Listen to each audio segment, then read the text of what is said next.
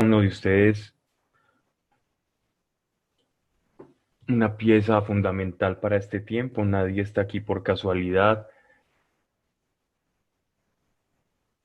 Somos piezas muy valiosas en la obra de Dios. Nadie está por error. Doy gracias a Dios por la existencia de cada uno de ustedes. Doy gracias a Dios porque están sanos. Doy gracias a Dios porque podemos acercarnos a Él libremente. Y solo gratitud. Solo gratitud con Dios. Porque nos permite encontrarnos. Padre, este es un tiempo en el que tu iglesia debe despertar,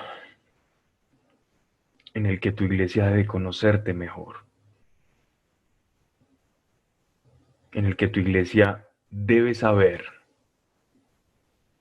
que forma parte de algo mucho más grande, de un plan mucho mayor que aquel que soñamos, que aquel que pensamos, siquiera nos imaginamos. Es hora, Señor, Padre nuestro, de que reveles a la iglesia y que como tu cuerpo nos demos cuenta a quién pertenecemos, de quién bebemos, de quién nos nutrimos, a quién nos vamos a parecer, de dónde venimos y para dónde, Señor, nos dirigimos. Es hora de que la iglesia despierte el propósito, Señor, como aquel león que yace dormido sin saber que es un león, sin saber que sus garras pueden herir, sin saber que tiene colmillos y que es fuerte, simplemente porque está dormitando, está en un sueño. Padre, hoy te pedimos que despiertes a tu iglesia de ese estado hipnótico, de ese estupor, de ese sueño en el que se encuentra, para que por medio de ella puedas cumplir tu voluntad, porque ese es el objetivo de tu iglesia, ser tu mano en esta tierra, para liberar, para dar consuelo, para exhortar, para edificar y para destruir, para animar y para dar sentido a lo que en el caos que es el mundo, Señor, no lo tiene. Gracias porque tú le das sentido a todo, Señor. Y sin ti,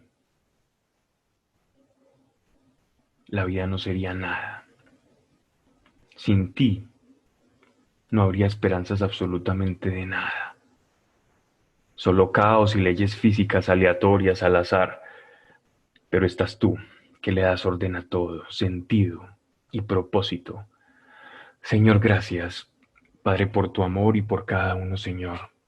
Despierta, pues, Padre nuestro, a tu iglesia para que podamos ser dignos del llamado el que tú nos haces. Padre, que no se diga aquí cosa alguna que no esté a favor de tu palabra. Si es así, Señor, sáquela de nuestro corazón y boca. Primeramente, quien habla, Señor, y no permites que baje a ningún corazón. Pero si es para edificar, Señor, que permanezca, se solidifique y dé muchos frutos, como tú lo has establecido que ocurra. En el nombre de nuestro Señor Jesucristo y Salvador. Amén.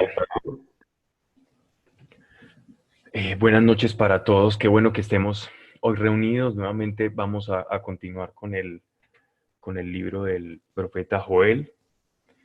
No sin antes hacer un preámbulo, un pequeño prólogo.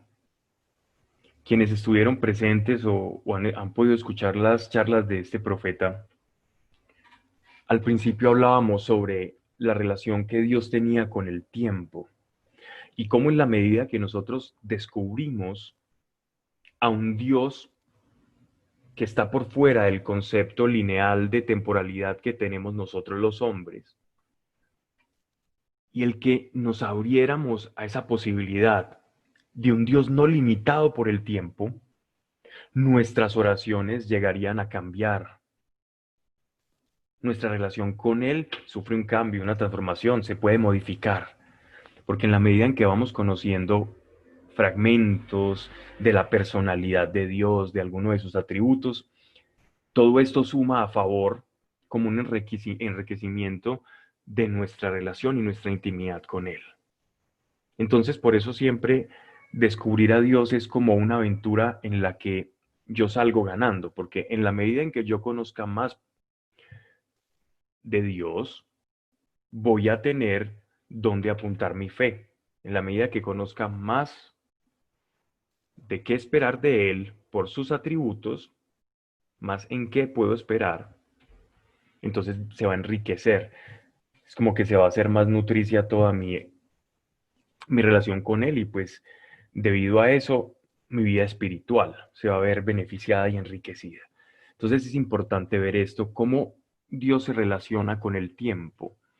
Esto lo vemos a lo largo de toda la escritura y usamos este preámbulo de la relación de Dios con el tiempo al principio del profeta Joel para explicar un poco lo que era la profecía y cómo la iglesia debe tomar la profecía, cómo debemos nosotros acercarnos a la profecía y asumirla. No simplemente como algo que vaticina el futuro, sino también como la profecía es capaz de tocar realidades presentes y aún algunas que ya pasaron, simultáneamente, como si el tiempo de Dios no fuese lineal, sino que fuere circular. Y de esa manera para Dios no hay pasado ni futuro porque vive en ese eterno presente. Pero si bien esta es la forma en la que Dios vive en el tiempo, en su eterno presente, en el ser absoluto que no lo abarca ni siquiera el tiempo y cómo nos afecta a nosotros, porque a él las realidades que nos afectan a nosotros, a nuestro Señor, a nuestro Dios, no lo afectan. Sin embargo, cómo nosotros como creyentes, como iglesia, debemos relacionarnos con el tiempo, con el hecho de la temporalidad. ¿Qué nos dice la palabra de Dios acerca del tiempo? Algo que es tan abstracto que todavía los físicos están debatiendo si es la curvatura producida por la materia en el espacio que genera como esa gravedad y esa curvatura espacio-tiempo.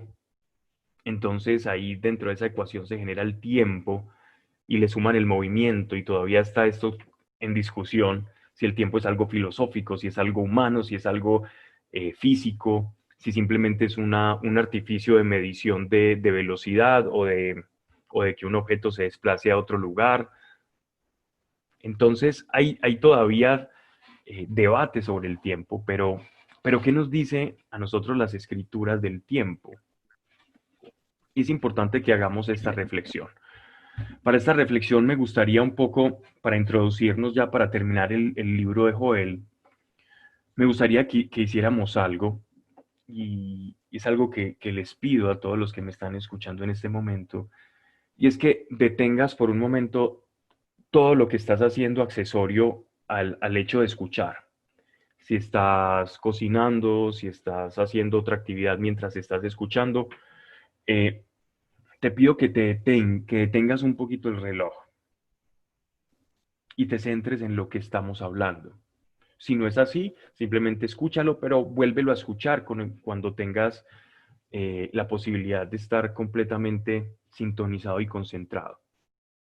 Porque quiero llevarte a un punto en el que puedas vivir el tiempo en la medida en cómo Dios lo vive. Quiero que poco a poco nos vayamos nosotros en esa madurez espiritual a rasguñar las realidades del espíritu. Y la única forma de poder rasguñar las realidades del espíritu es interpretando cómo vive el espíritu, a diferencia de cómo es la carne y cómo es la materia. ¿Ok? Entonces, es importante que tengamos en cuenta esto porque si algo nos ha enseñado nuestro Señor Jesucristo y ha retumbado a través de todos los siglos, y de esto se han hecho eco muchos escritos, cristianos y no cristianos, es este pasaje tan precioso que vemos reflejado en Mateo, en el Evangelio de Mateo. Y en el capítulo 6 de Mateo, del versículo 25 al 34, él les está enseñando a sus discípulos algo que nosotros usamos para la ansiedad, un poco para hablar sobre la ansiedad y sobre los afanes del mundo, ¿no? Pero hay algo mucho más profundo aquí. Aquí hay algo mucho más de fondo. Y hay un secreto, hay una perla escondida en este pasaje en la que nuestro Señor nos permite abrir una puerta a cuál era la relación que tenía nuestro Señor Jesús con el tiempo, cómo afectaba el tiempo a nuestro Salvador. Los invito a que me sigan y leamos este capítulo para que veamos entre líneas cómo el Señor nos revela un poco cómo era su relación en esta tierra respecto al tiempo. Y compares cómo es tu relación con el tiempo. Te hablo a ti. ¿Cómo es tu relación con el tiempo? ¿Cómo te relacionas tú? ¿Cómo afecta el tiempo a tu pensamiento? ¿Cómo está afectando el tiempo a lo que tú haces diariamente? Y vamos a ver en esta ventana cómo lo hace nuestro Señor. Mateo capítulo 6, versículo 25 al 34. Por tanto os digo, no os afanéis por vuestra vida, que habéis de comer o que habéis de beber, ni por vuestro cuerpo, que habéis de vestir. ¿No es la vida más que el alimento y el cuerpo más que el vestido? Mirad las aves del cielo, que no siembran ni siegan, ni recogen en graneros, y vuestro Padre Celestial las alimenta. ¿No valéis vosotros mucho más que ellas? ¿Y quién de vosotros podrá, por mucho que se afane, añadir a su estatura un codo? Y por el vestido, ¿por qué os afanáis? Considerad los lirios del campo, cómo crecen, no trabajan ni hilan. Pero os digo que ni aun Salomón, con toda su gloria, se vistió así como uno de ellos. Y si la hierba del campo, que hoy es y mañana se echa el horno, Dios la viste así, ¿no hará más a vosotros, hombres de poca fe? No os afanéis, diciendo, ¿qué comeremos o qué beberemos o qué vestiremos? Porque los gentiles buscan todas estas cosas, pero vuestro Padre Celestial sabe que tenéis necesidad de todas estas cosas. Mas buscad primeramente el reino de Dios y su justicia, y todas estas cosas os serán añadidas. Así que, verso 34, no os afanéis por el día de mañana, porque el día de mañana traerá su afán. Basta a cada día su propio. Este es un regalo que el Señor nos deja de cómo Él vivía en este espacio y este tiempo que tú y yo vivimos y habitamos, y en el que nos estamos comunicando en este momento, y en el que tenemos preocupaciones, en el que tenemos en estos momentos cosas que ameritan nuestra acción, el uso de nuestra voluntad. Todos tenemos una carrera, todos tenemos planes, todos tenemos cosas que hacer. Todos sabemos que tenemos cierto futuro, no sabremos hasta cuándo, pero sí sabemos que tenemos que lidiar con la idea del tiempo. Entonces, la pregunta aquí es, de acuerdo a lo que, a lo que nuestro Señor nos está revelando de su forma de vivir, cómo se vive en el presente. Y para poder entender esto, debemos reconocer que nuestro Señor vivía todo el tiempo en el Espíritu. ¿Qué quiere decir que nuestro Señor vivía en el Espíritu? Que su Espíritu, en comunión con Dios, tenía la prioridad, la prelación por sobre todas sus actividades humanas, mente, emociones y voluntad. Eso significaba que nuestro Señor andaba en espíritu. Todo lo que recibía en el espíritu, Él lo transmitía a todo su cuerpo. Por eso Él siempre estaba conectado con el Padre, porque el Padre es espíritu.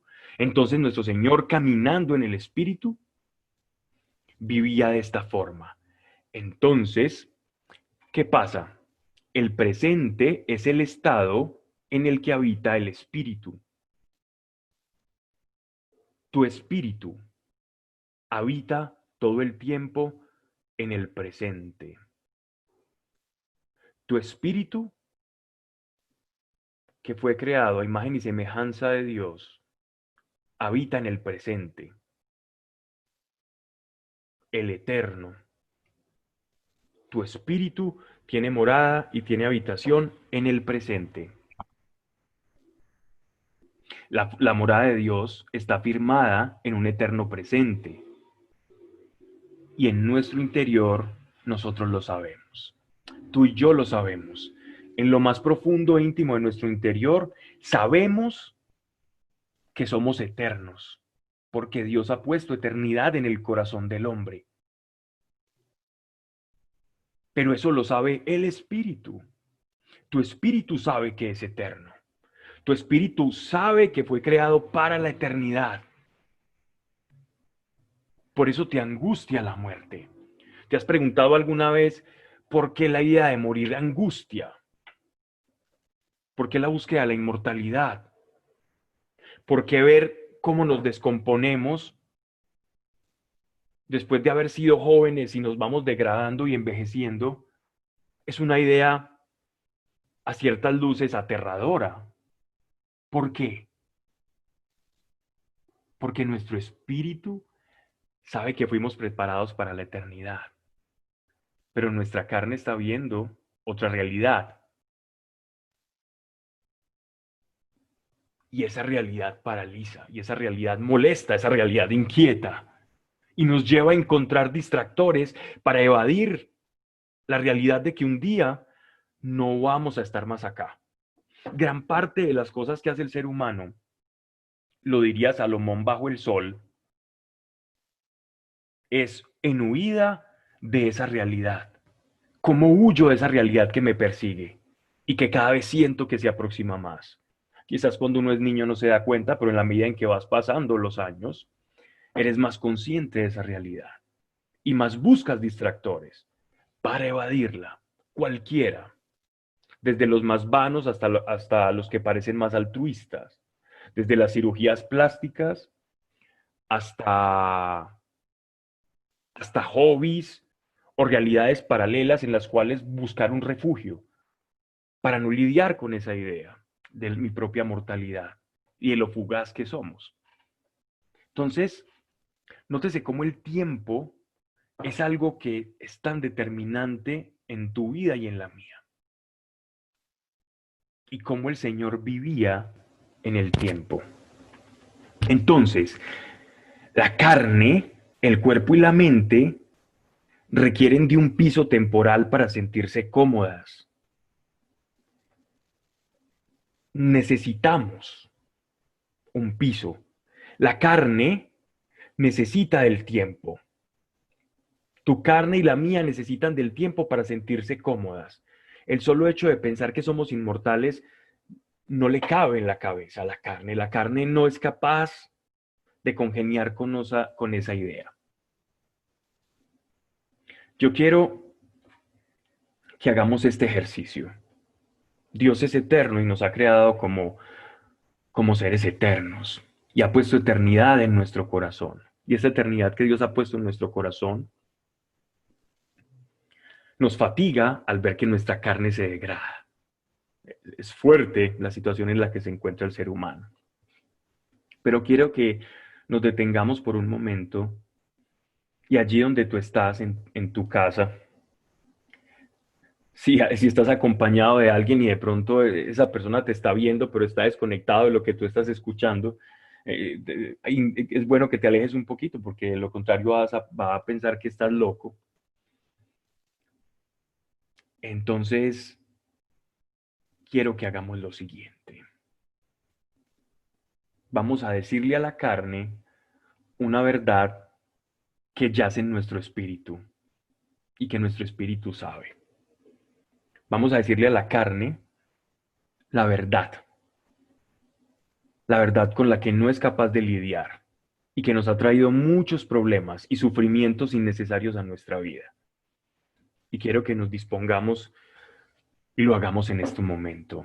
Y quiero que repitas después de mí. Cuerpo, tú eres eterno. Y ahora dirás, yo soy eterno.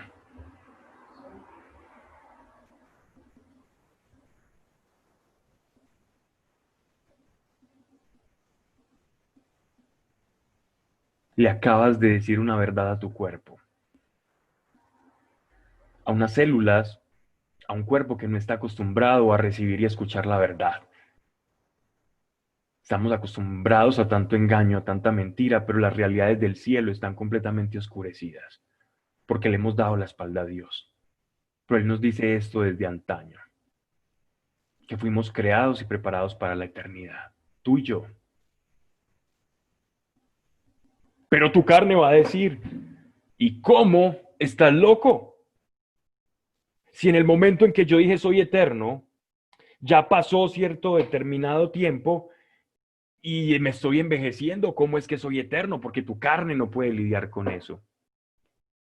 Pero así, esa es la verdad. Esa es la verdad del Espíritu. Y el Espíritu sabe por qué lo dice. Pero debido a nuestra actual desconexión con Dios, no logramos comprender estas verdades eternas. Estamos tan desconectados del Espíritu que a nuestra carne le parece locura la eternidad. Y la idea de nuestra eternidad es una completa locura. Y no solamente nuestra carne, porque tenemos un coequipero de la carne. Y hay un coequipero que nos hace vivir el tiempo de una manera distorsionada. Y no lo utilizamos como lo que es en realidad, como una herramienta, sino que lo utilizamos como algo que nos define. Y este coequipero no es nada más y nada menos, vamos a invitarlo aquí, se llama tu memoria. Tu memoria es indispensable para vivir en este mundo en el que Dios nos ha entregado para vivir. Tu memoria te da la ilusión de que existe un pasado. Tú sabes que existe un pasado porque lo recuerdas. Bueno, Pablo, pero ¿qué estás diciendo? Así yo no recuerde o tenga problemas de memoria o me dio un golpe y se me olvide todo lo que aprendí durante la vida, eso no implica que yo haya tenido un pasado objetivo que otras personas puedan corroborar. Entonces, ¿qué estás diciendo? Que el pasado nunca ha existido y no es objetivo. No, Pablo no está diciendo eso. Estoy diciendo que la memoria nos da una ilusión de que existe un pasado. Pero en el espíritu, pasado, presente y futuro están existiendo simultáneamente. No existe esa división lineal. Tu memoria simplemente es una máquina fotográfica que le hace una instantánea a un momento determinado, para que lo recuerdes y te puedas ubicar qué es lo que estás haciendo. Así que tu memoria simplemente es una fotografía de un continuo presente que va fluyendo. Cuando vamos comprendiendo estas realidades, la profecía comienza a cobrar vida y empieza a tener otro color, otro sentido para nosotros. El papel que juega la profecía dentro de nosotros.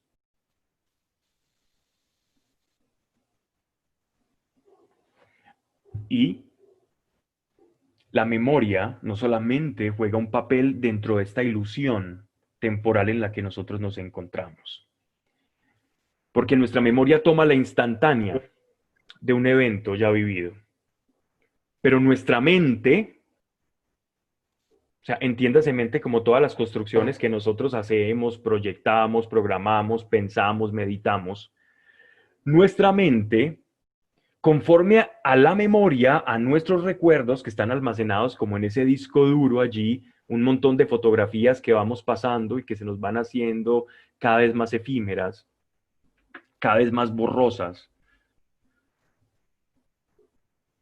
Nuestra mente nos lleva a través de todas las experiencias ya vividas al futuro todo el tiempo. Nuestra mente siempre está llevándonos al pasado, al baúl de los recuerdos, y salta del baúl de los recuerdos al futuro. El futuro es un rompecabezas que nosotros, o la idea del futuro es un rompecabezas que nosotros armamos con las piezas que tenemos del pasado, gracias a nuestra memoria, y armamos rompecabezas en el aire por toda la experiencia que tenemos, por toda la práctica empírica que tenemos de lo que ya hemos vivido, armamos ilusiones en el futuro. Y así vivimos todo el tiempo, desconectados del espíritu, de la eternidad, y viviendo en la ilusión del baúl de los recuerdos o de rompecabezas ficticios, todo el tiempo, ciclando entre el pasado y el futuro. Entonces, la pregunta es, ¿cómo somos libres de esa ficción? ¿Cómo somos libres de esa ilusión que generan nuestros recuerdos y que generan nuestra mente proyectando? ¿Cómo nos hacemos libres? ¿Cómo nos descargamos de eso? Para hacerlo tenemos que ser conscientes de nuestra naturaleza espiritual, con la cual todos nacemos.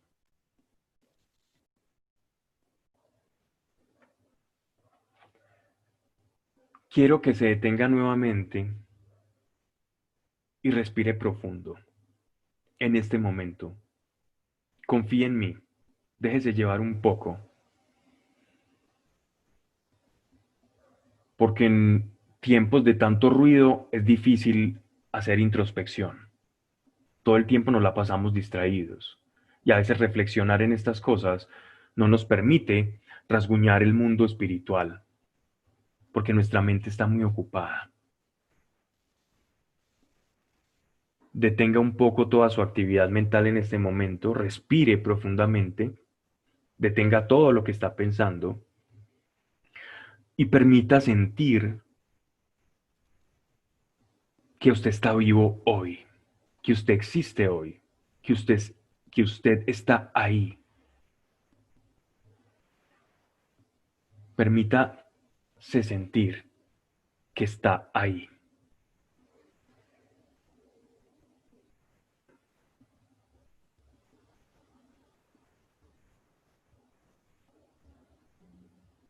Y sabe, ese, esa sensación de estar ahí que experimentamos, o cuando estamos orando, o cuando estamos en silencio, es la puerta de ingreso a la forma en la que nuestro Señor vivía el tiempo.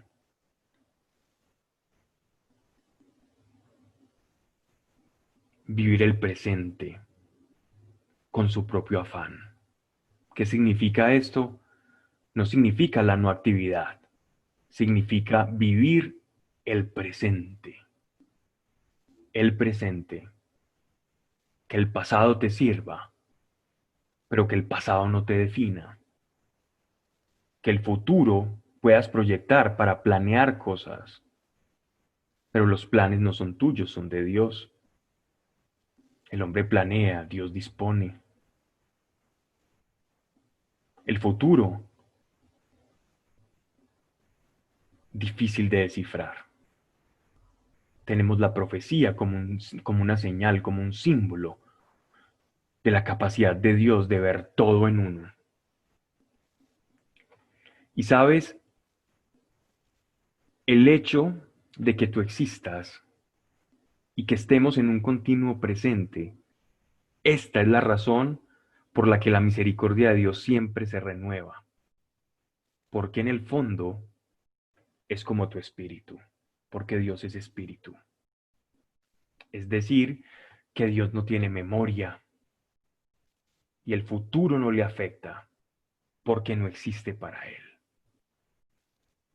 Y el pasado no lo limita.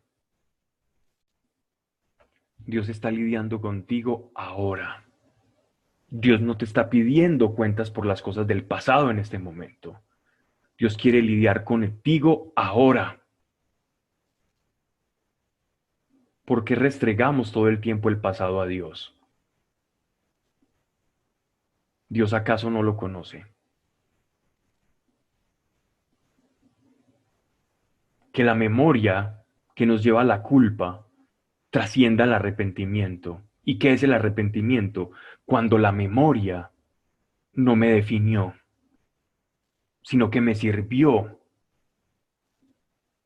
para recordar que alguien ya me había perdonado. Pero cuando la memoria nos traiciona y nos define, ¿cómo vamos a recibir el perdón de Dios? Si la memoria te define, ¿cómo recibir esto? ¿Cómo definimos? ¿Qué te define? A los hijos de Dios nos define el presente. A los hijos de Dios nos define nuestro pasado. Nos define quiénes somos ahora. Y nos define quién dijo Dios que somos ahora. ¿Quién dijo Dios que eres tú? Eso es lo que te define. Eso es caminar en el Espíritu. Que a cada día le baste su propio afán.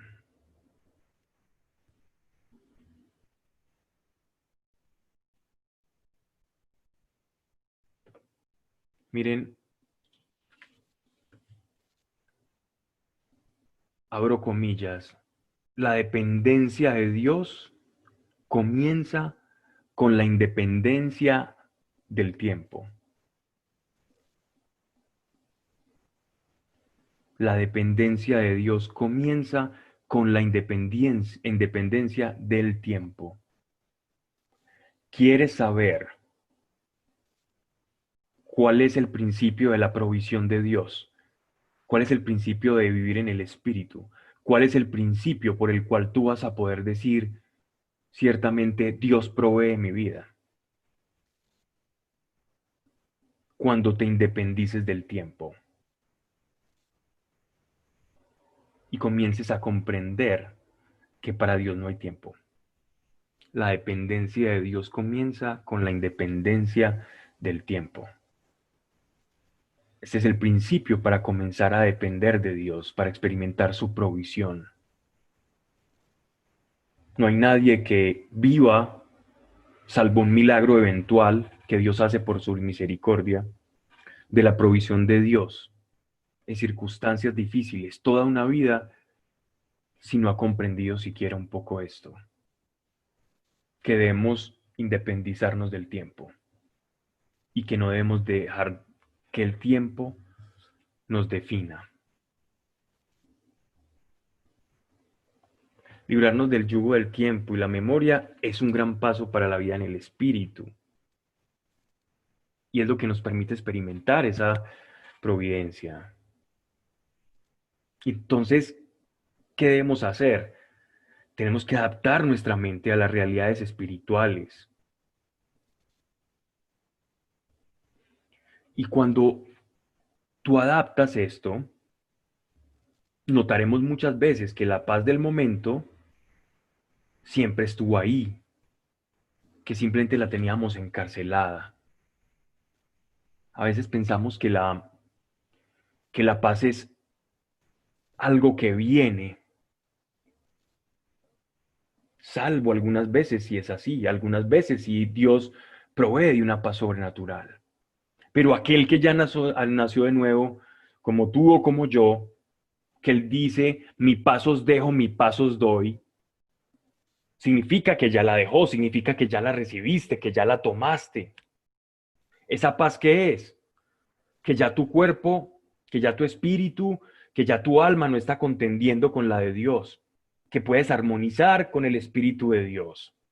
Esta es la paz que Él nos dejó. Pero entonces, ¿por qué no vemos esa paz reflejada en nuestra vida? ¿Y por qué la ansiedad? ¿Y por qué cada situación difícil nos tumba, nos derrumba y nos lleva a dudar de su palabra? Porque no comprendemos el papel del tiempo en todo esto y no comprendemos el mensaje del Salvador, de cómo debemos vivir el tiempo, como el Salvador, como nuestro Señor nos enseña. Y la paz, cuando te das cuenta que esa paz se encuentra lejos de tu memoria y lejos de tus proyecciones futuras y que siempre ha estado allí, que simplemente estaba encarcelada. Cuando permites enterarte de estas cosas, has alcanzado un punto de inflexión para experimentar la providencia de nuestro Señor, para saber vivir por la fe, para experimentar que Dios sí provee, que Dios sí da, que Dios sí cuida. Pero si todo el tiempo vivimos en la memoria, en el pasado, con todo el refrito de lo que hemos vivido, trayéndolo al momento presente, significa que no estamos viviendo. Estamos viviendo el pasado refrito, remascado, o estamos viviendo la ilusión del momento futuro que no existe, el rompecabezas que nosotros mismos armamos. Y no vamos a ver las ventanas de oportunidad que Dios abre cada día y las estaciones del tren, como si nuestra vida fuera un vagón del tren y cada estación abriera una oportunidad para que nosotros nos bajáramos y experimentáramos otras realidades o el plan de Dios para nuestra vida, se nos va pasando y el tren sigue y va pasando cada estación. Y Dios anuncia una parada y nosotros estamos tan absortos en nuestro pasado, en nuestras culpas o en el futuro, pensando qué va a ser de nosotros. Y todas nuestras oraciones son por el temor que tenemos al futuro, que vamos a perder de vista las oportunidades que Dios plante en el presente. Entonces, ¿por qué a cada día le basta su afán? Porque el afán cada día es una estación de tren donde tenemos que hacer una parada.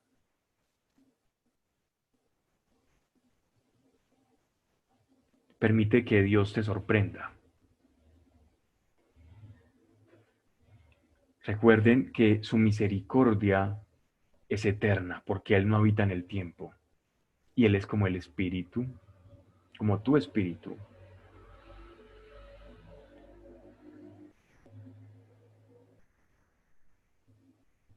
Y por eso sus misericordias son nuevas cada día. Entonces, ¿cómo vamos a vivir ahora? ¿Vamos a someter la carne al espíritu o vamos a permitir que sea la carne la que gobierne al espíritu? ¿El temor del futuro o la culpabilidad del pasado? Queremos vivir como el Salvador y poder decir, estoy viviendo el reino de Dios y su justicia, que es su voluntad.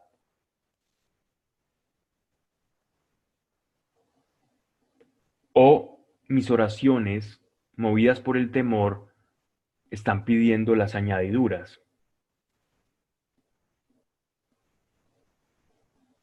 Eso es como ir a un supermercado y pretender que voy a saciar el hambre de 3 días con 3 o 4 degustaciones que voy a hacer en algunas de las dependientes que están en los stands de comida, ofreciendo un producto nuevo. Pero así vive el creyente. Vivimos buscando las migajas, las añadiduras. Lo que por aplicar otro principio simplemente va llegando sin que lo busquemos. Y si gran parte de nuestras oraciones están siendo movidas por el temor y no por la fe.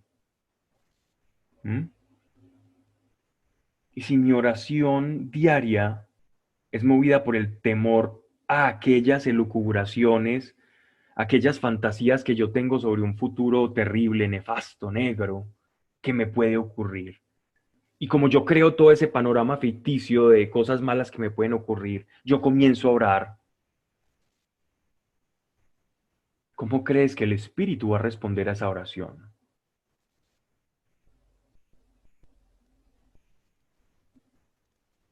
Alguna vez tuve la oportunidad de visitar varios centros con pacientes psiquiátricos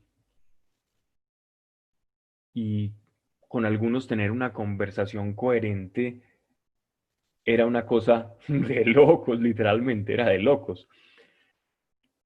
Muy difícil. Intentar sostener un hilo donde no existe era muy complicado. Y saben que me pregunto si ciertamente si muchas veces Dios nos ve así cuando estamos orando. Imagínense a Dios Padre allá arriba, en el cielo.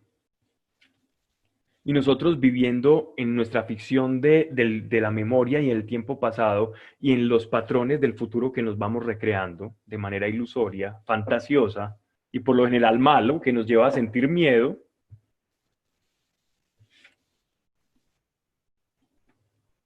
¿Qué piensa nuestro Señor allá arriba? Mira, le dice a nuestro Señor Hijo,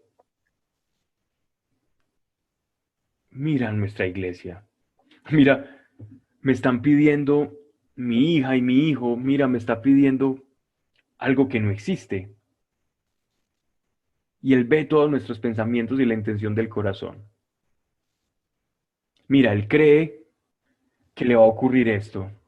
Él cree que se va a quedar sin trabajo o cree que no va a conseguir otro o cree que yo no le tengo algo mejor o cree que nunca se va a casar o cree que va a enviudar rápido o cree que si le pasa esto entonces su vida va a ser derrumbada por completo y nunca se va a poder levantar como si mi fuerza no existiera.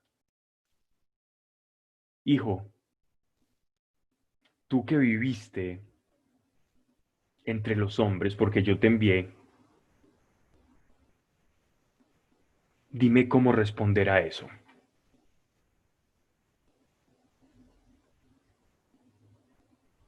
¿Qué creen que va a hacer nuestro Señor?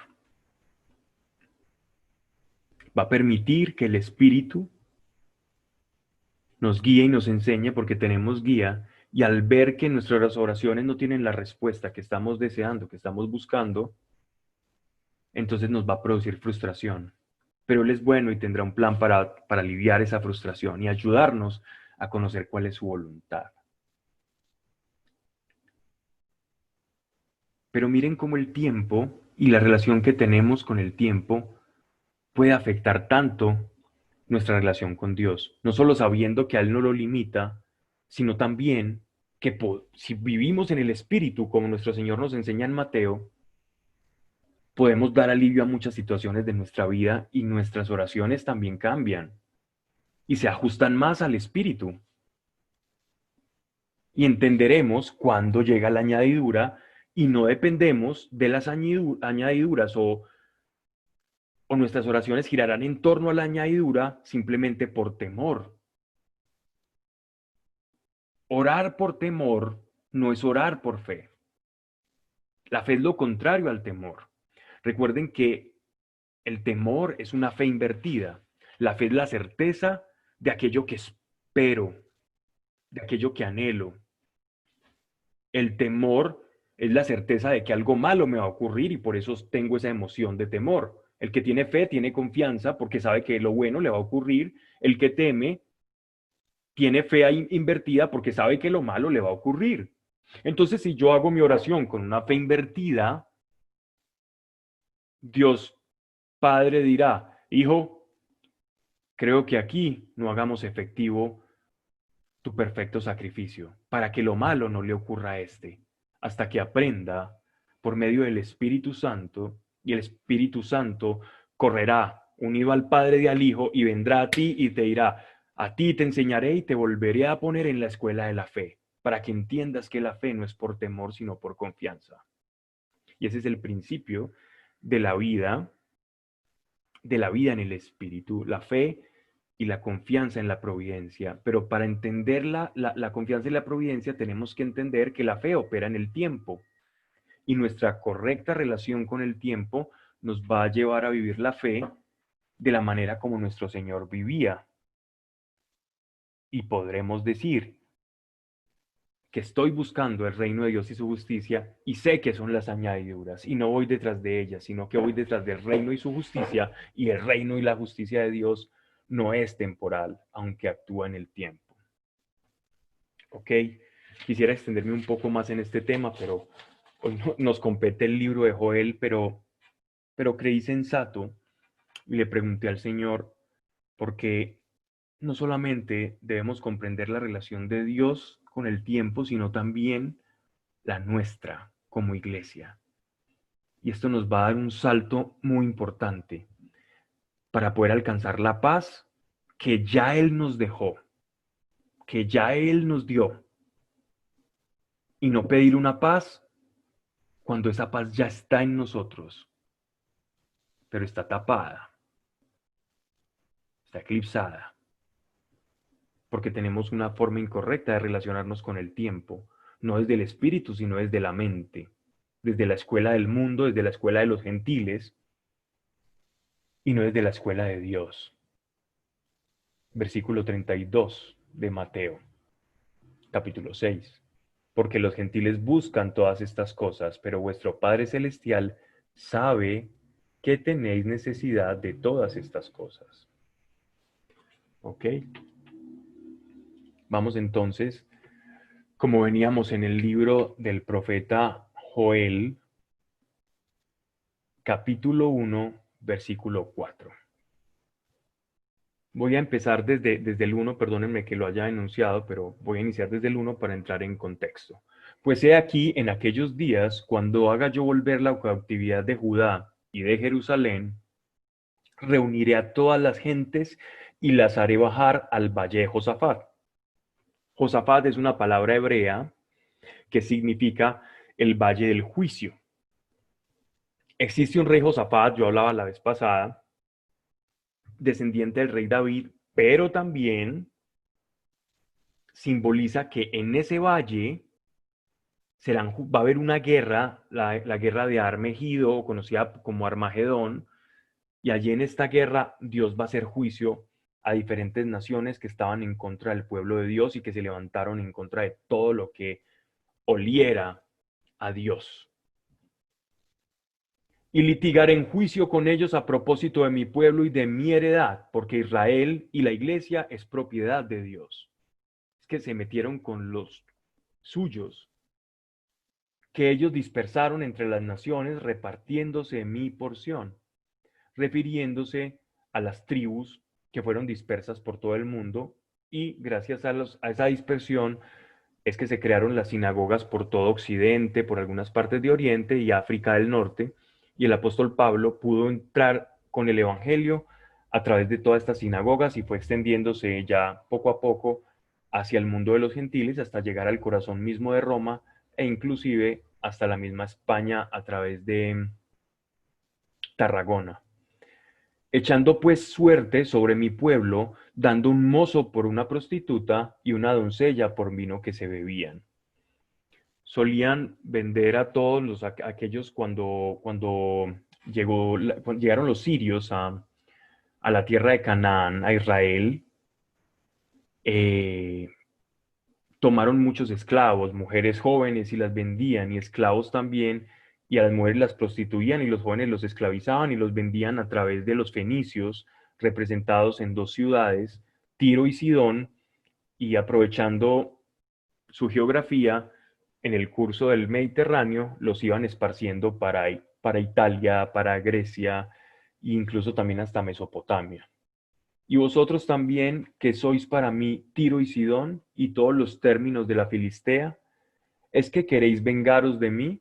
Si vosotros queréis vengaros de mí, al punto haré retornar sobre vuestras cabezas vuestra venganza. Es decir, todos aquellos que ellos se habían propuesto en contra del pueblo de Dios, es como que un espejo les está mostrando el Señor. Todo aquello que tú siembres sobre mi pueblo, recogerás. Y vosotros que os apropiasteis de mi plata y mi oro, refiriéndose a la destrucción del templo de Jerusalén, y metisteis mis preciosidades en vuestros palacios, que vendisteis los hijos de Judá y los de Jerusalén a los hijos de los griegos para que los llevasen lejos de sus territorios. He aquí, yo los alzaré del lugar para donde los vendisteis y haré recaer vuestra acción sobre vuestras cabezas. Y venderé vuestros hijos y vuestras hijas a los hijos de Judá para que ellos los vendan a los sabeos, nación apartada, oráculo del Señor. Estos sabeos era una población arábica que se dedicaban muchas veces al saqueo o a andar con caravanas por todo lo que era Mesopotamia y la ruta de la seda. Y entonces eran conocidos como mercaderes de esclavos, esclavistas. Era un pueblo bravo y bárbaro. Y por eso se refiere como consecuencia, dice, para que ellos se lo vendan a los sabeos, nación apartada, oráculo de Dios. Pregonad esto entre las gentes, proclamad la guerra santa, despertad a los valientes, acérquense y suban todos los hombres de guerra. Forjad espadas de vuestros asadones, lanzas de vuestras hoces. Diga el flaco, yo soy valiente. Precipitaos y venid todas las gentes de alrededor y congregaos. Haz bajar allá, oh Dios, a tus valientes, que se alcen y suban las gentes al valle de Josafat, porque allí me sentaré yo a juzgar a todas las gentes de alrededor. Aquí la profecía comienza a tornarse mucho más interesante porque no solamente abarca el pasado de una guerra que se libró, sino también que está abarcando la guerra de que habla Juan en el Apocalipsis, donde se van a reunir varias naciones, va a haber una guerra, el Armagedón, en un valle, y allí va a haber una manifestación gloriosa de Dios, donde se va a revelar su presencia. Y el pueblo de Dios va a salir victorioso. En medio de esa guerra va a haber algo que va a detener la guerra y las personas van a tener un reconocimiento de que Dios está allí, como una señal apocalíptica. Meted la hoz que está ya madura la mies. ¿Recuerdan una palabra en los evangelios en la que nuestro Señor hablaba la parábola del trigo y de la cizaña y después la explicaba a sus apóstoles? Y él les decía que el trigo era la iglesia, la cizaña eran los gentiles o la gente del mundo, la gente mundana, las personas que no reconocían a Dios y no se habían injertado al pueblo de Dios, y que los ángeles eran los trilladores, eran quienes iban a llegar a recoger la cosecha, a separar a los que estaban sellados por el Espíritu Santo y a rechazar y apartar a aquellos que no habían sido lavados en las aguas de la sangre del Cordero y limpiado sus vestiduras y blanqueado sus vestiduras. Entonces, miren que aquí juega también este mismo lenguaje apocalíptico en la que se suman y existe este paralelismo entre las palabras de nuestro Señor con la predicción del profeta Joel. Dice,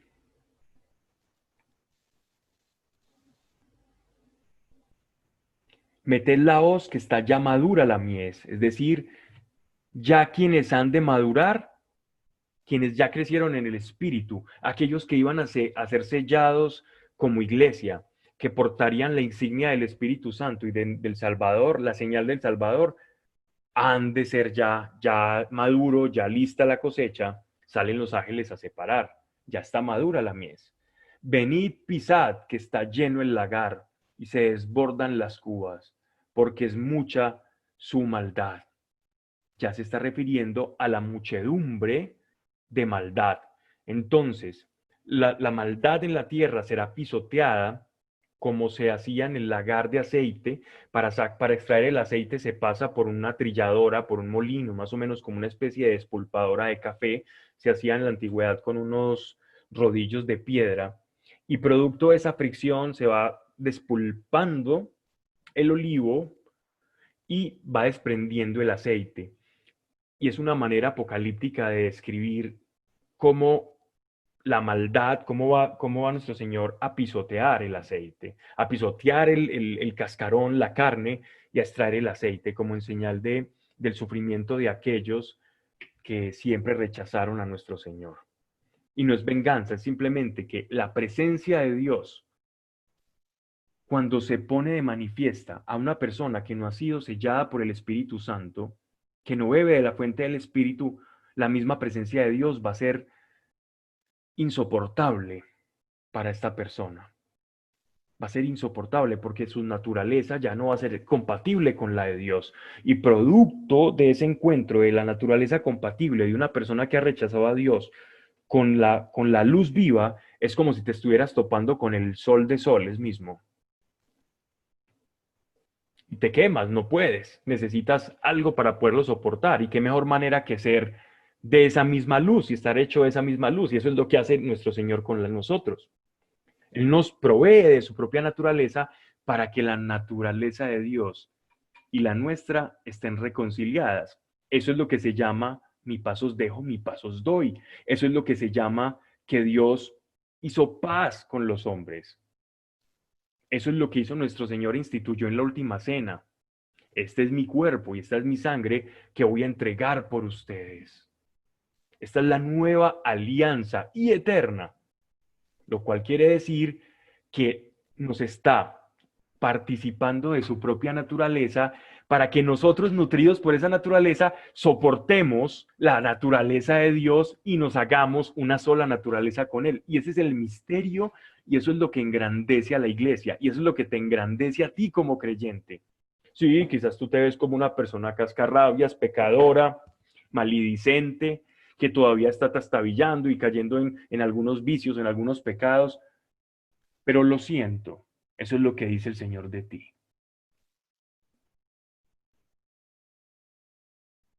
¿Cómo el Señor te ayudará a lidiar con el pecado? Es otra cosa. Pero cuidemos como las vírgenes cuidaban el aceite, porque se iban a encontrar con el esposo.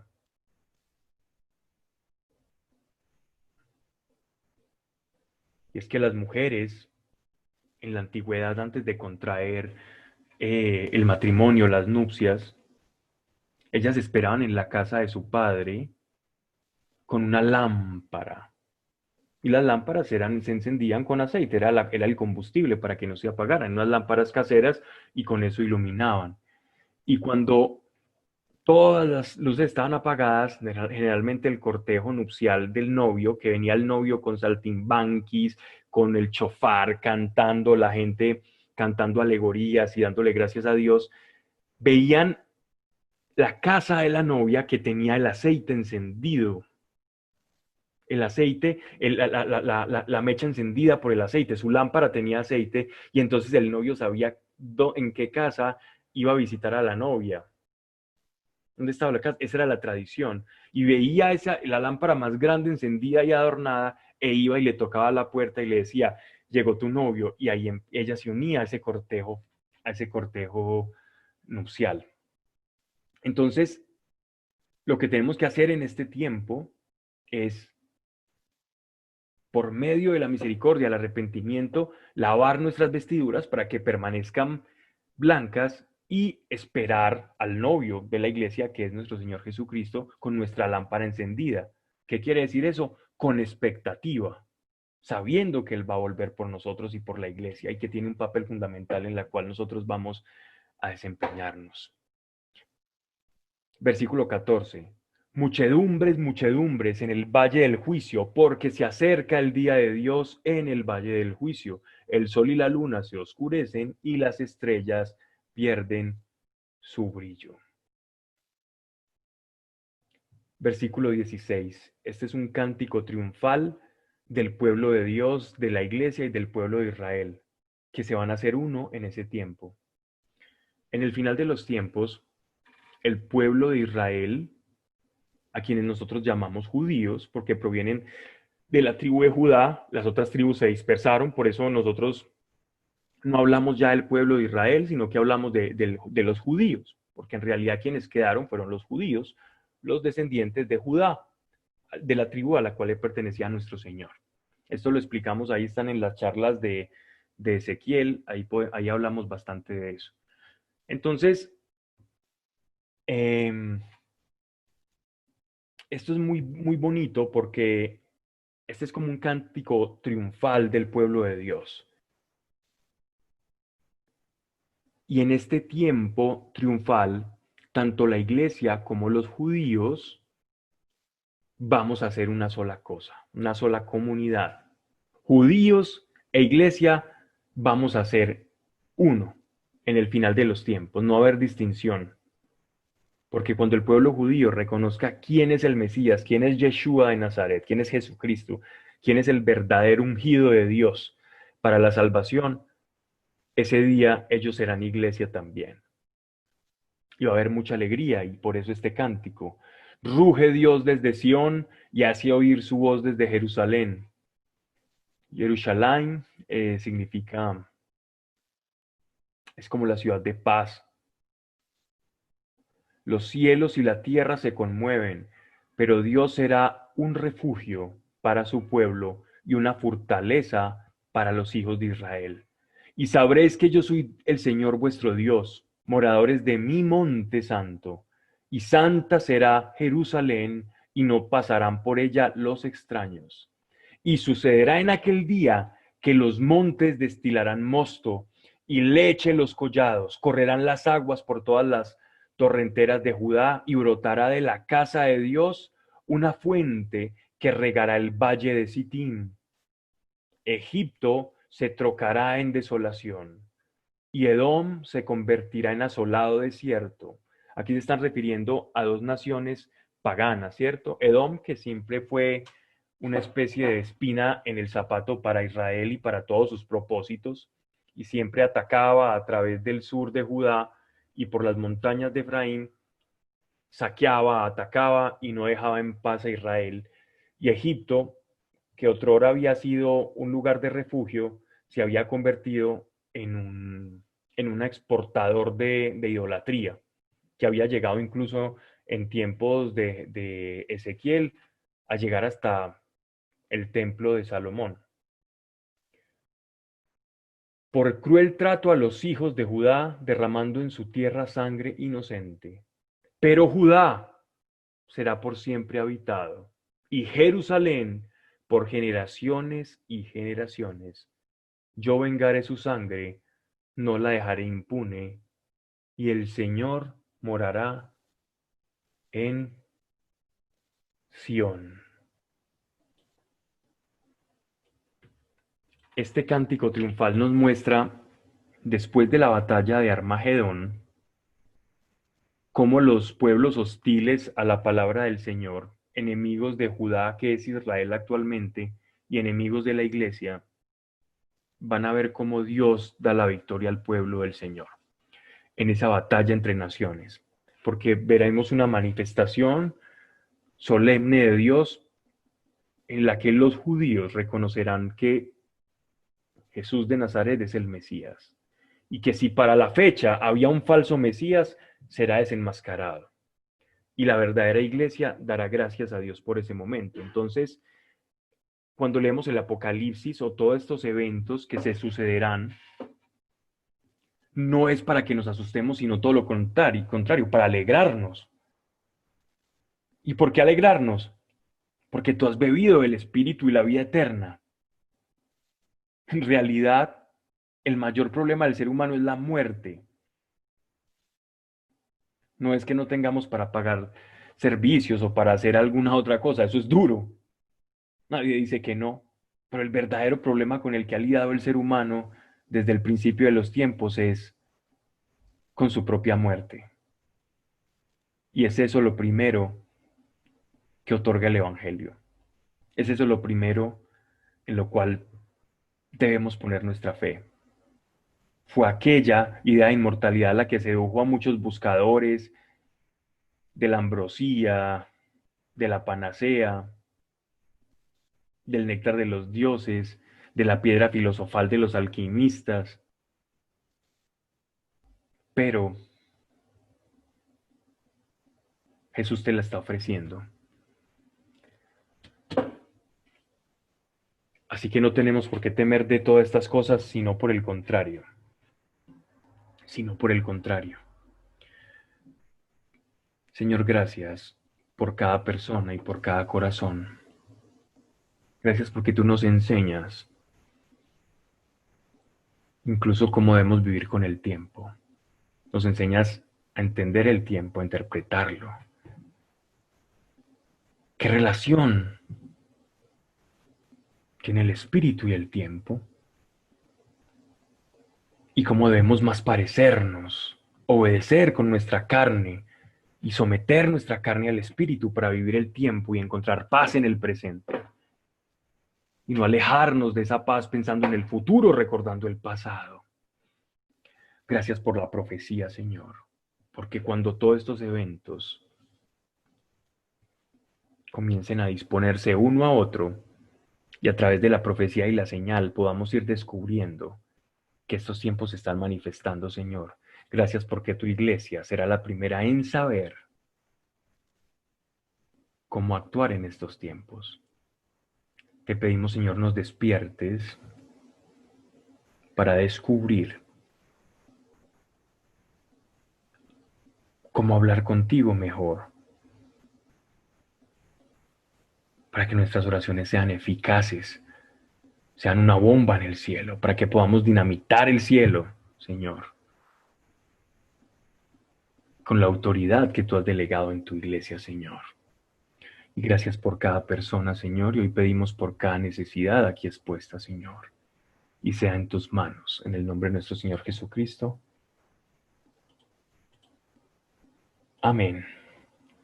Gracias a todos por escuchar, por estar acá. Vamos a ver si de pronto hay una oración que estoy viendo para que no las dejemos de lado. La charla pasada